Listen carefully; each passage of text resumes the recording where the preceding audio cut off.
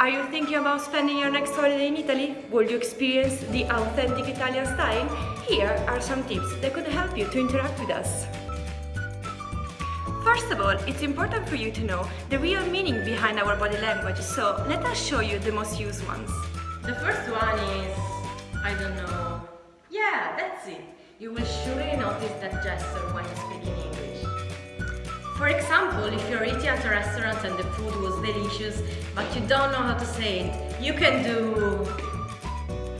Another one is, what the hell do you want and what the hell are you saying? But be careful, this gesture must not be confused with...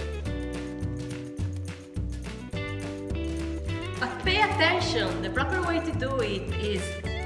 and not.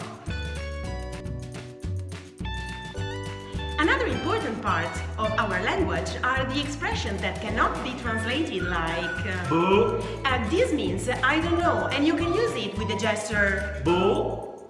If you travel across Italy, there are many regional expressions like in Rome, Dai. and this means come on, hurry up, but don't confuse it with Dai.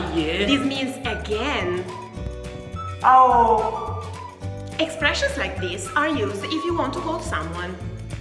In Naples, you could hear Wait. whereas in Sardinia they use Ayo. These are two commonly used expressions that haven't got a real meaning.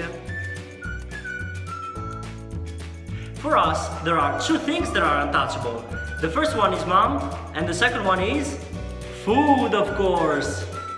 Tip number 1. The pineapple pizza does not exist in Italy, so for your safety, it's better for you not to order it. Tip number 2. Please don't drink cappuccino with pasta. You won't enjoy them. And about pasta, you don't have to throw spaghetti on the wall. You can simply do... Tip number 3. In Italy, there are thousands of delicious dishes, so feel free to try as many as you can. The best souvenir you can go home with is not a postcard nor a magnet, but a few more kilos and a brass mine on your face.